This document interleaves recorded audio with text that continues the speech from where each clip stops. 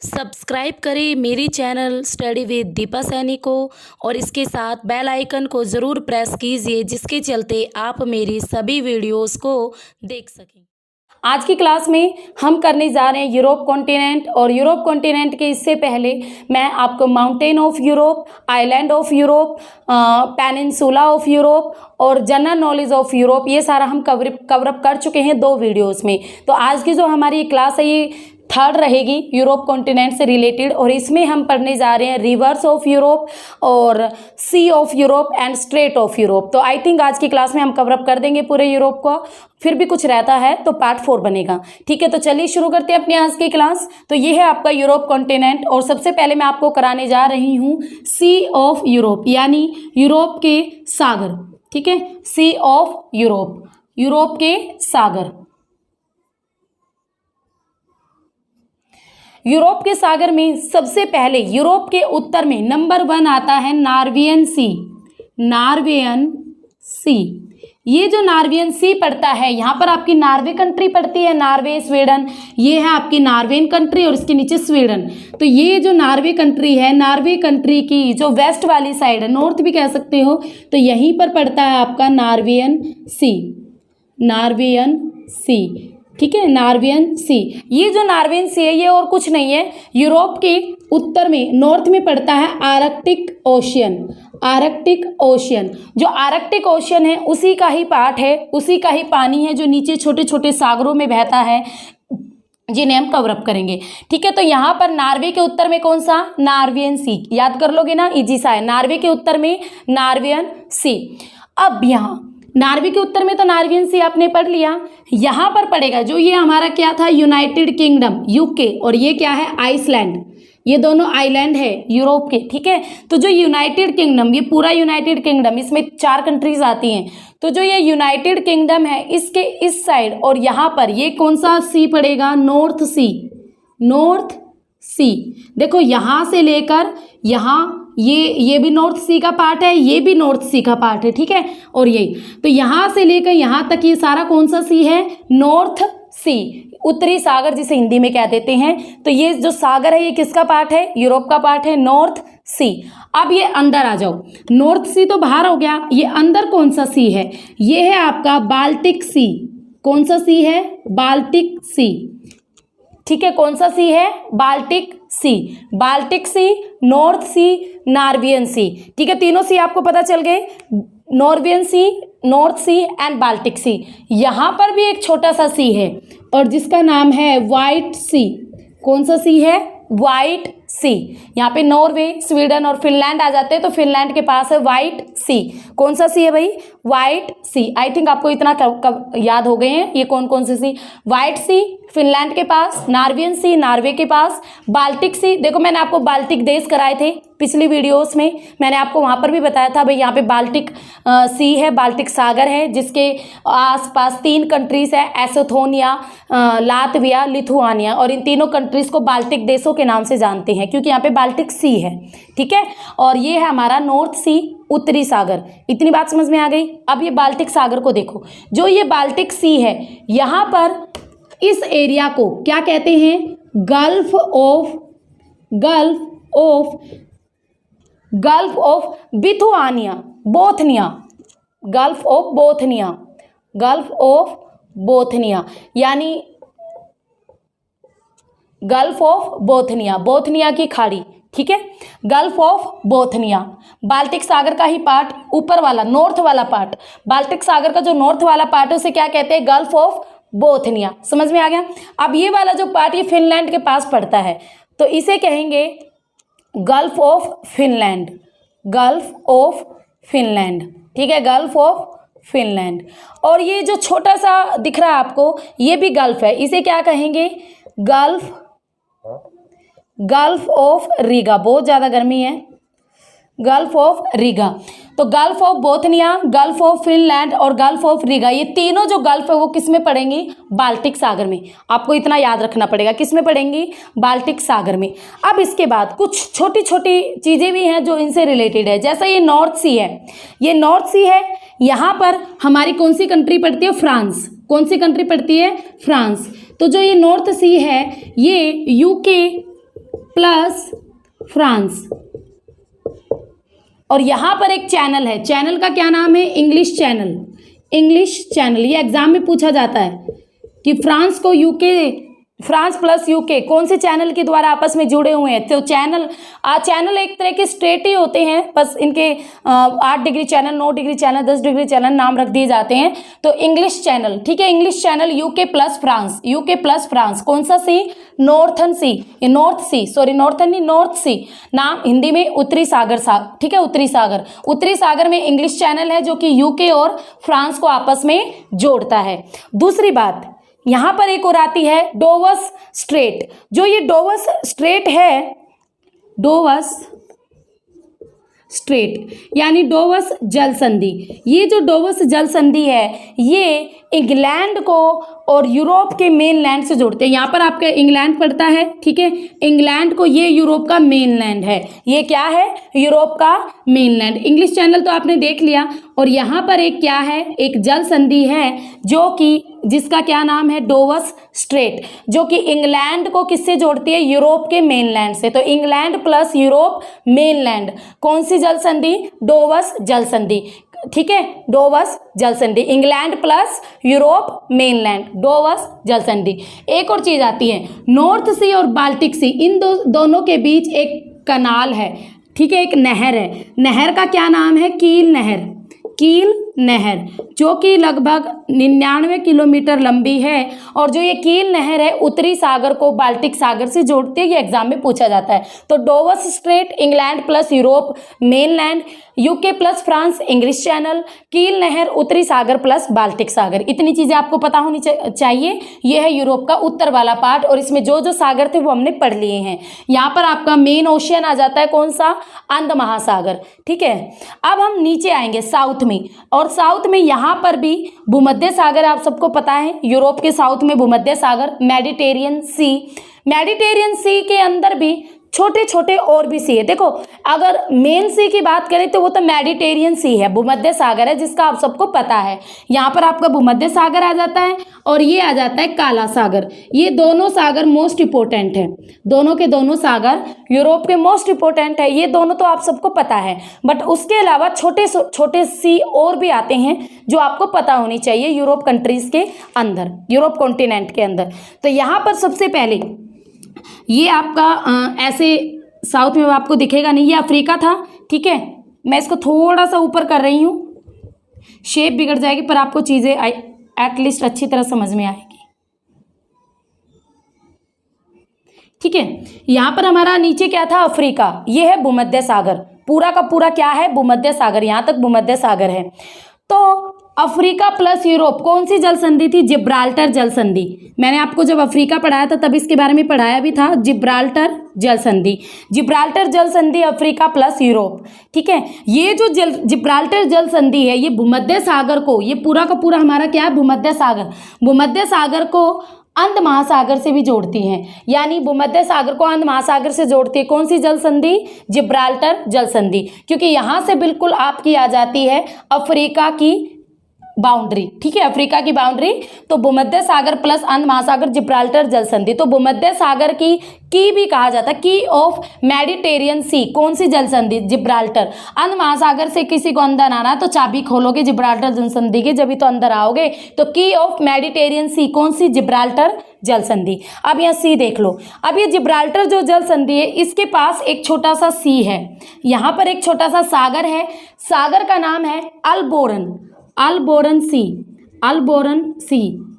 अल्बोरन सी किस में पड़ता है? भूमध्य सागर में ही है, बट उसका एक छोटा सा पार्ट है जिसको कहते हैं अल्बोरन सी। नेक्स्ट आता है यहीं पर इटली के इधर, यहाँ पर भी एक छोटा सा सी है जिसका नाम है बेलियारिक सी, बेलियारिक सी, बेलियारिक सागर। इटली के इस साइड पश्चिम में बेलियारिक सागर पड़ता किस में है? भूमध्य सागर में ही पड़ता है, ठीक है। नेक्स्ट आता है, यहाँ पर भी आपका एक सी पड़ता है जिसका नाम है टैट्रियन सी। यहाँ पर भी एक सी पड़ता है, टेट्रियन सी, टेट्रियन सी, ठीक है, टेट्रियन सी। इटली के इस साइड बेलियारिक सी और इस साइड टेट्रियन सी। और इस वाली ये जो वाली चोच है इसके साइड में भी एक सी है भूमध्य सागर के अंदर, छोटा सा आनियन सी। क्या नाम है? आनियन, आनियन सी, आनियन सी, आनियन सी, अल्बोरन सी, बेलियारिक सी, ट्रैट्रियन सी, आनियन सी। और इसके बाद यहाँ पर भी एक छोटा सा सी पड़ता है इसी के साइड में, आनियन सी के साइड में, और जिसका नाम है एजन सी, एजन, एजन सी। ठीक है। और काला सागर के पास भी एक छोटा सा सी पड़ता है, काला सागर के पास भी एक छोटा सा सी है, एक छोटा सा सागर है जो काला सागर से जुड़ा हुआ भी है। ठीक है। काला सागर के पास भी एक छोटा सा सी है जिसका नाम है ओजो सी, आजो, आजो सी, आजो, आजो सी। ठीक है। इसका तो आपको पता है कैस्पियन सागर। तो ये छोटे छोटे सागर आपके साउथ में पड़ते हैं यूरोप कॉन्टिनेंट के, जो कि भूमध्य सागर में आते हैं। अल्बोरन सी, बेलियारिक सी, ट्रेट्रियन सी, आनियन सी, एजन सी और ओजो, आजो, आजो सी। ठीक है। ये सारे के सारे सी। अब आपको जिब्राल्टर जल संधि का पता चल गया, जिब्राल्टर जल संधि, जो कि यहाँ पे कौन सी कंट्री है यूरोप की? स्पेन। यहाँ पर यूरोप की कौन सी कंट्री पड़ती है? स्पेन। और यहाँ पर अफ्रीका की कौन सी कंट्री पड़ती है? मोरक्को। तो जो जिब्राल्टर जल संधि, अगर कंट्रीज की बात करें तो स्पेन प्लस मोरक्को, मोरक्को। अगर कॉन्टिनेंट की बात करें तो Europe plus Africa, but country की बात करें तो स्पेन और मोरक्को कंट्री को आपस में जोड़ती है। महासागरों की बात करें या सागरों की बात करें तो भूमध्य सागर को अंध महासागर से या अटलांटिक महासागर से जोड़ती है जिब्राल्टर जल संधि। की ऑफ मेडिटेरियन सी के नाम से भी जाना जाता है जिब्राल्टर जल संधि को। नेक्स्ट, जो ये काला सागर है ये ओजो सी से एक छोटी सी, अगर हम बात करें, जल संधि के द्वारा जुड़ा हुआ है जिसका नाम है कर्च स्ट्रेट। काला सागर, ये काला सागर है आपका, ये ओजो सी से एक जल संधि के द्वारा जुड़ा हुआ है कर्च स्ट्रेट, कर्च स्ट्रेट। ठीक है। कर्च जल संधि के द्वारा काला सागर और आजो सागर आपस में जुड़े हुए हैं, तो कर्च स्ट्रेट को भी आप याद रखोगे। नेक्स्ट आती है बोस्पोरस स्ट्रेट। जो ये बोस्पोरस स्ट्रेट है ये तुर्की में पड़ती है। बोस्पोरस जो स्ट्रेट है ये किस में पड़ती है? तुर्की में। तुर्की आपकी लगभग यहाँ पर पड़ती है, तुर्की कंट्रीज यहीं पर आती है। जो ये तुर्की कंट्रीज है इसमें एक स्ट्रेट पड़ती है बोरबोरस। अभी मिटा देती हूँ फिर समझ में आएगा।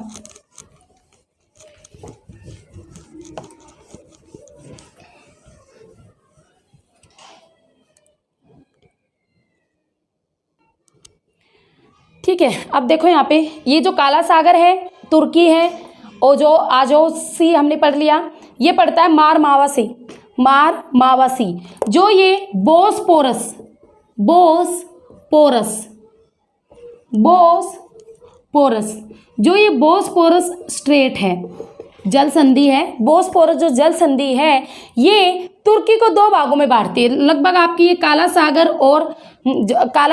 और आपका जो दूसरा था मारमारा सागर, मारमारा प्लस ब्लैक सी, दोनों के बीच पड़ती है ये बोस्पोरस स्ट्रेट। काला सागर और आपके मारमारा सी के बीच पड़ती है बोस्पोरस स्ट्रेट यानी जल संधि। और ये जल संधि तुर्की को दो भागों में बांटती है। यहाँ पे भी तुर्की है, यहाँ पे भी तुर्की है, तुर्की को दो भागों में बांटती है। और इसके साथ साथ यहाँ पर ये जो जल संधि है इसके पास है इस्तांबुल, तो इसीलिए इस जल संधि को इस्तांबुल, बोस्पोरस स्ट्रेट को इस्तांबुल स्ट्रेट के नाम से भी जाना जाता है, इस्तांबुल स्ट्रेट के नाम से भी जाना जाता है बोस्पोरस स्ट्रेट को। ठीक है, पता चल गया। ब्लैक सी प्लस मारमारा सी, और तुर्की को दो भागों में बांटती है बोस्पोरस, और इस्तांबुल स्ट्रेट के नाम से भी इसे जाना जाता है। नेक्स्ट आती है डारडेनिस,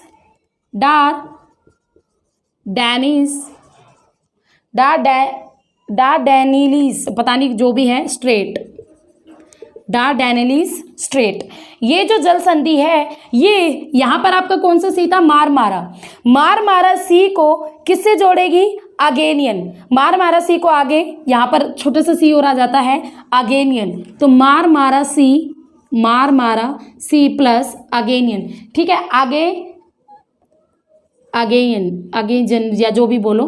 ठीक है, मारमारा प्लस आर्गेनियन सी को आपस में जोड़ती है डारडेनिलीज स्ट्रेट, इसको भी आप थोड़ा ध्यान रख लेना। तुर्की में ही है ये भी, बिल्कुल इसी के पास ही है। और तुर्की को दो बराबर भागों में बांटने का भी काम करते हैं ये डार्डानेलिस स्ट्रेट। तो ये थी आपकी सारी स्ट्रेट, ठीक है। ये स्ट्रेट आपको याद रखनी पड़ेंगी सारी की सारी। यहाँ पर देखो आप ये एक देख रहे हो, ये है बे, बे, बे यानी खाड़ी। तो बे ऑफ बिस्के, बे ऑफ बिस्की है ये, बे ऑफ बिस्के। और ये स्पेन में पड़ती है, स्पेन कंट्री में। यहाँ पे आपकी स्पेन कंट्री आती है, तो स्पेन कंट्री में पड़ती है बे ऑफ बिस्के। इसको भी आप याद रखोगे, ठीक है। तो हमने कंप्लीट कर लिए हैं हमारे नॉर्थ सी, साउथ सी और कौन सी जल संधियाँ कहाँ पर हैं, सारा कंप्लीट हो चुका है। और इसके बाद अब हम करने जा रहे हैं रिवर्स ऑफ यूरोप। तो आई थिंक आपको इतनी चीज़ें कवर अप हो गई हैं। तो जो मैंने आपको बताया है ये आपके एग्जाम के पॉइंट ऑफ व्यू से मोस्ट इंपॉर्टेंट है, तो इन सारी चीज़ों को अच्छी तरीके से पढ़ लेना, ठीक है भाई। अब इसके बाद करने जा रहे हैं हम रिवर ऑफ यूरोप, यानी यूरोप की नदियाँ। तो यूरोप कॉन्टिनेंट में कौन कौन सी रिवर कैसे कैसे बहती हैं उन सबको हम यहाँ पर देखेंगे। अब तो मैप मैं मिटा नहीं रही हूँ, मैं इसी मैप का ही यूज़ कर लूँगी।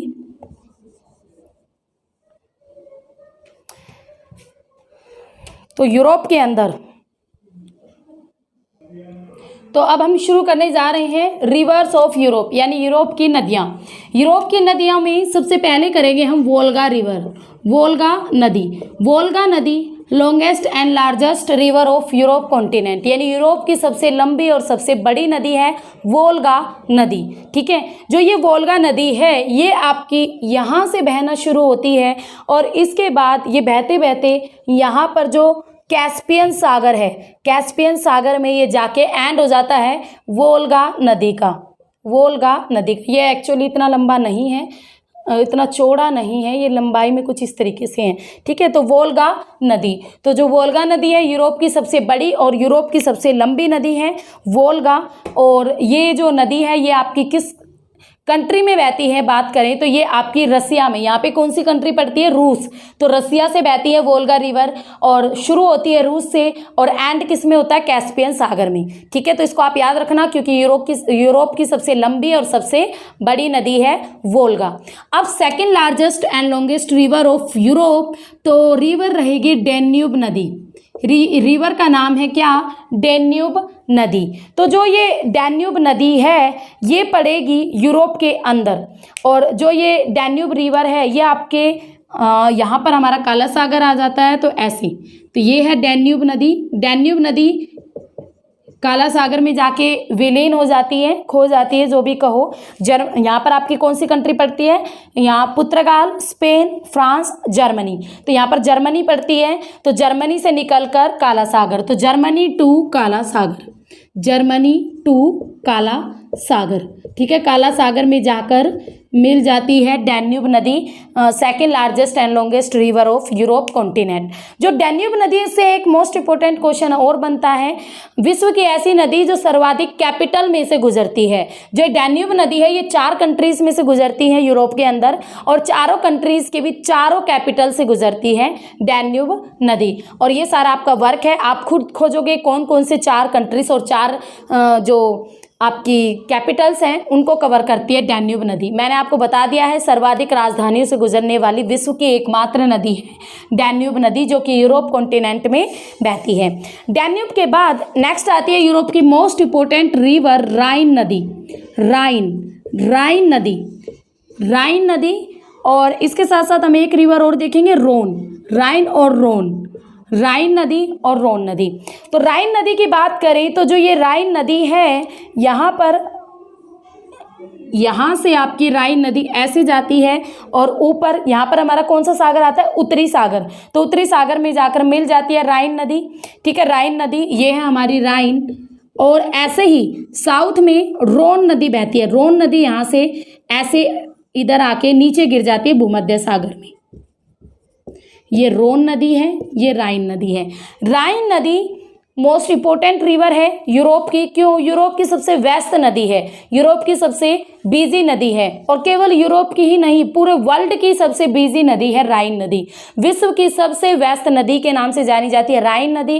बैकबोन ऑफ यूरोप भी कहते हैं, यानी यूरोप के रीढ़ की हड्डी भी कही जाती है, क्योंकि यूरोप का जो आयात निर्यात होता है तो बहुत ज़्यादा परिवहन, अंतरस्थलीय परिवहन, आंतरिक भागों में जो चीज़ों का, वस्तुओं का आयात निर्यात होता है वो राइन नदी से बहुत ही ज़्यादा किया जाता है। इसीलिए परिवहन ज़्यादा होने की वजह से विश्व की सबसे व्यस्त नदी के नाम से भी फेमस है राइन नदी।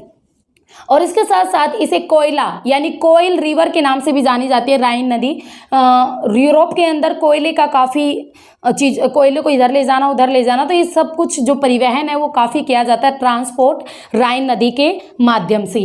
और जो ये राइन नदी है फ्रांस और जर्मनी को आपस में जोड़ती है। तो यहाँ पे देखो, यहाँ पे हमारी कौन सी कंट्री आती है? फ्रांस, और यहाँ पर हमारी आती है जर्मनी। तो दोनों के बीच बाउंड्री का भी काम करती है राइन नदी, और दोनों को आपस में भी जोड़ती है। और स्विट्जरलैंड से ये बहना शुरू करती है राइन नदी, स्विट्जरलैंड से, स्विट्जरलैंड, ठीक है। और ऊपर हमारा कौन सा सी आता है? यहाँ पर अभी मैंने आपको पढ़ाया उत्तरी सागर, यहाँ पर हमारा उत्तरी सागर आता है। तो उत्तरी सागर और स्विट्जरलैंड से बहना शुरू होती है और उत्तरी सागर में जाकर मिल जाती हैं, और फ्रांस और जर्मनी के बीच बाउंड्री का काम करती है। तो राइन नदी is most important river of Europe. Exam में के पॉइंट ऑफ व्यू से मोस्ट इंपोर्टेंट है, एग्जाम में बहुत सारे क्वेश्चन बनते हैं जो मैंने आपको सारे बता दिए हैं। उसके बाद अगली करने जा रहे हैं हम पो। रोन तो मैंने आपको बता ही दी थी। पो नदी, पो इटली की सबसे बड़ी नदी है। अगर इटली की बात करें तो इटली की सबसे बड़ी नदी है पो नदी, इटली की सबसे बड़ी नदी है। इटली के अंदर पवित्र नदी मानी जाती है। ये जैसे हम गंगा को पवित्र मानते हैं तो इटली के लोग पो नदी को बहुत पवित्र मानते हैं। तो इटली की गंगा के नाम से भी फेमस है पो नदी, ठीक है। किसके नाम से? इटली की गंगा के नाम से भी फेमस है पो नदी। एड्रियाटिक सी में ये गिरती है। यहाँ पर एक छोटा सा सी आता है, एड्रियाटिक सी। दुनिया भर के सी है भाई, जितने करवा दूँ उतना ही कम।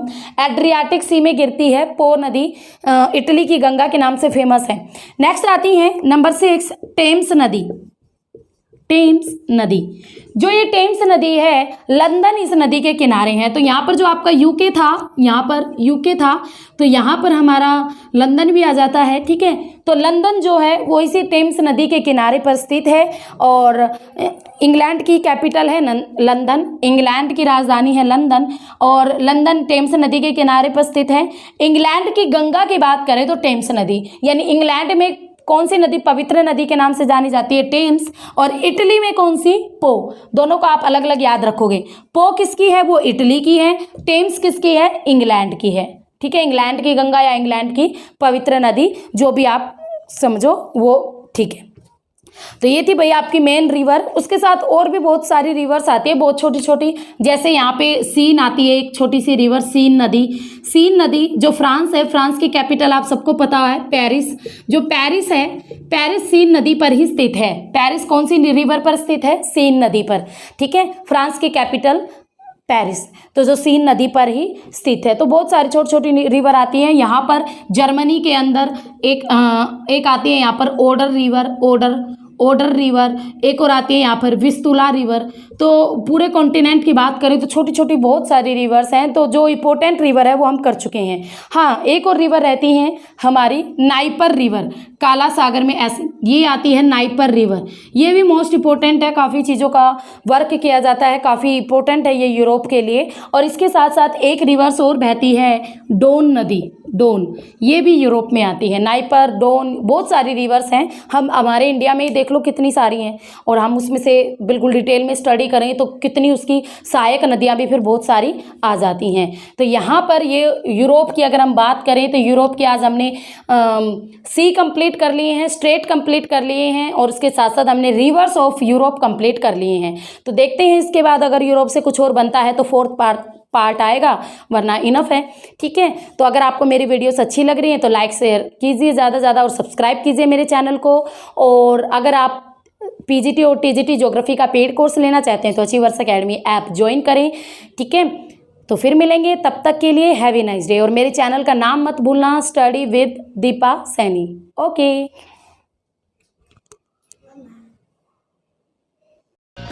Thank you for watching.